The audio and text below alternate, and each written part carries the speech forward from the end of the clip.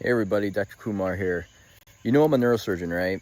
Well, what if I told you that one of the biggest contributions to my field was done by a storybook author? I'm talking about Roald Dahl. The story goes like this. In 1960, Roald Dahl was in New York with his wife and family, and their infant son was hit by a taxi cab while in his stroller, and he sustained a massive head injury.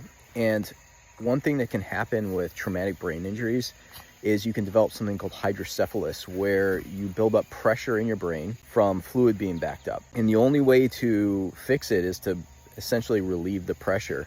Oftentimes they'll do it with tubes that come out of the head and into a bag.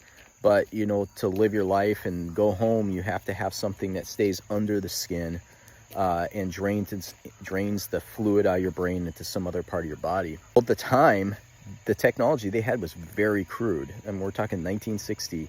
And they had these shunts that had valves that would block up.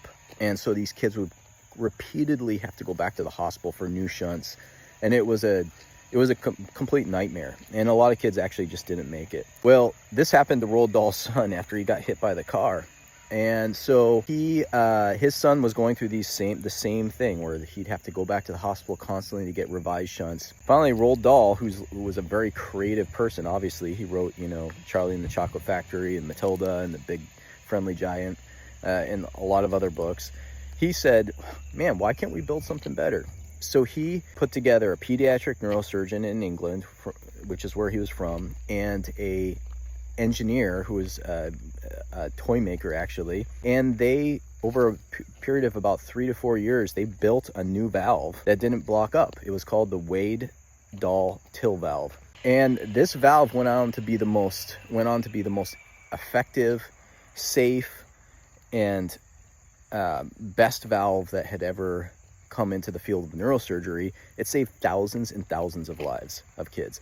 And it served as the initial prototype or example of how to build a valve that didn't clog.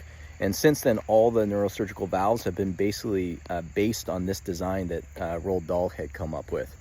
Anyway, I thought it was just extraordinary that here is a storybook author who helps invent a neurosurgical technology that saves thousands of lives. And I do a full deep dive into this story on my podcast, The Dr. Kumar Discovery. You should check it out. I just released it. You can search it on any major podcast provider and listen to it there. All right, cheers.